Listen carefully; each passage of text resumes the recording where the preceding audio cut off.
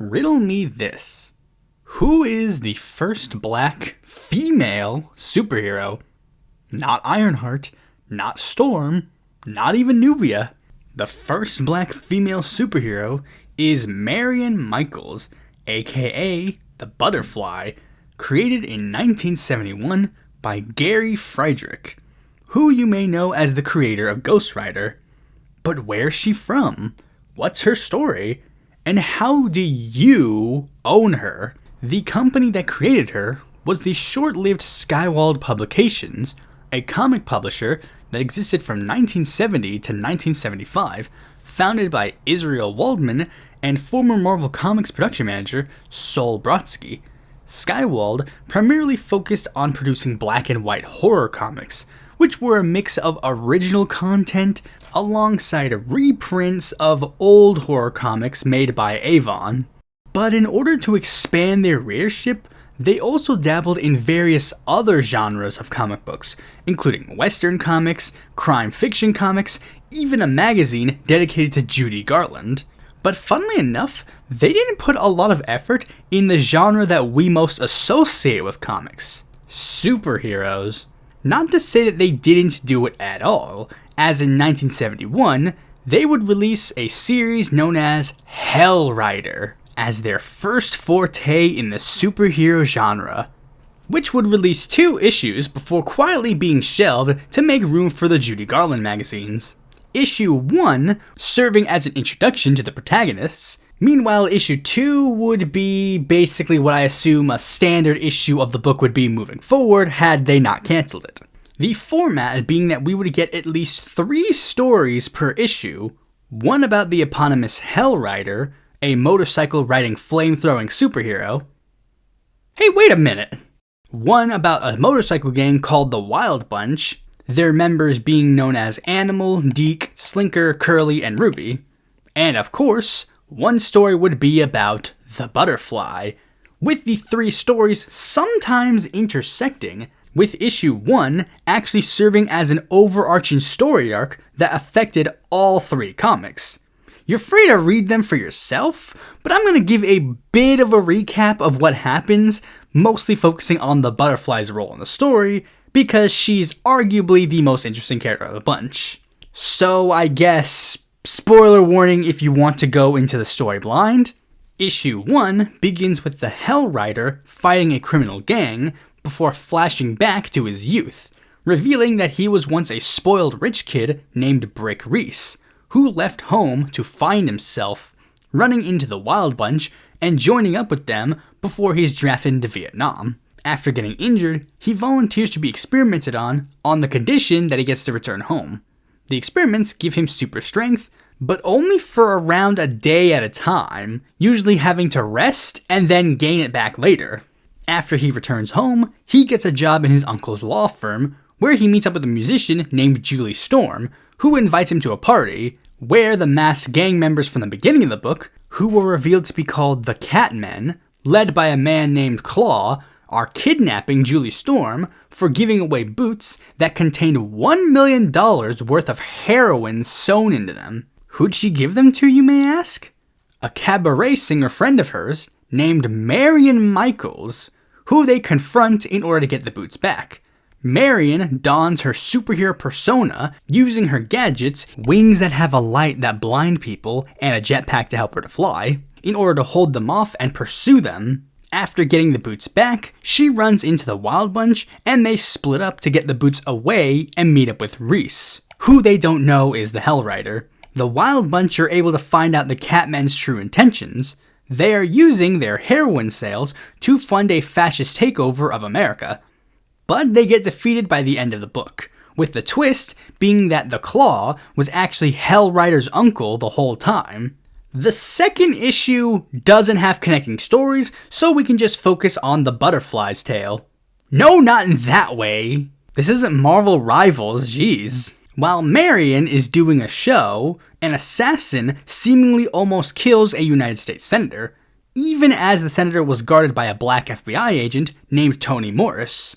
While the Butterfly is in pursuit of the assassin, she finds out that he is a member of a white supremacist organization called the Brothers of the Crimson Cross, who she rather easily defeats before Morris and the police show up.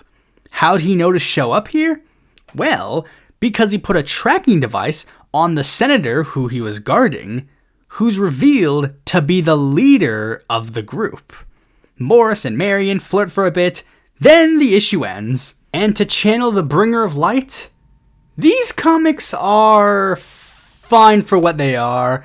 I mean, they're clearly lower grade comics compared to the big two.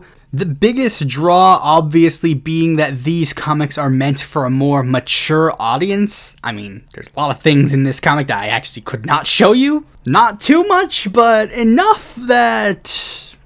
I mean, comics have that reputation of being fan service for nerds for a reason. Which is both a good and bad thing, because, obviously these comics were not going to be sold on the same comic shelves as something that Marvel or DC put out, but since they were intended for more mature audiences, the Comics Code Authority didn't actually explicitly target them. So, not only were they able to get away with a lot more things like drugs and sex, but also dealing with more real subjects like racism and fascism being addressed more explicitly than the big two will ever do. A similar vibe I got from the film Sweet Sweetback, as they're not restricted by what the mainstream of the industry wants, they're able to get away with a lot more. Even if on a surface level, it's not necessarily the most original, I guess. Reusing the same plot twist of prominent white guy turned out to be leading the fascists is, again, not really that original. But if you think about it, the message is actually pretty interesting, as it's saying that people in power benefit from the far right gaining control. And either implicitly or explicitly, they are kind of the figureheads that lead to these situations to happen. A message that, to this day, is pretty poignant. I mean, it's such a poignant message that Marvel would actually make a slightly similar story arc of a secret white supremacist and fascist cabal trying to take over the world with friends in high places, using it as a ploy to maintain power. But again, watering down the message just a little bit because they're more mainstream. To give some criticisms, the books are pretty exposition-y and dialogue heavy. I mean, what left-wing comic book isn't? Ironically though, not in the places that we'd want. Like, I'll just be upfront, the Butterfly. We know very little about her. Why did she become a superhero? Where did she get the suit?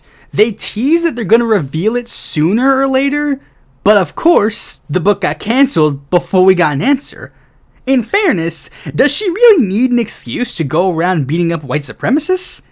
Not really, but we spend 25% of one issue getting Hellrider's backstory, so it would have been nice to get hers as well. And sadly, she's also one of the other criticisms I have to give of the book. Particularly the dialogue of her and another prominent black character in the book, Deke, with their dialogue coming off a lot like white guy trying to sound black. Neither of them are portrayed in a negative light. In fact, Marion, Deke, and Tony have actually been praised because they're actually some of the earliest African American representation in comic books, and they're not portrayed in a negative light. They're portrayed as very positive characters with different personalities, different goals, different ideas, and different beliefs, and yeah, that's actually pretty positive.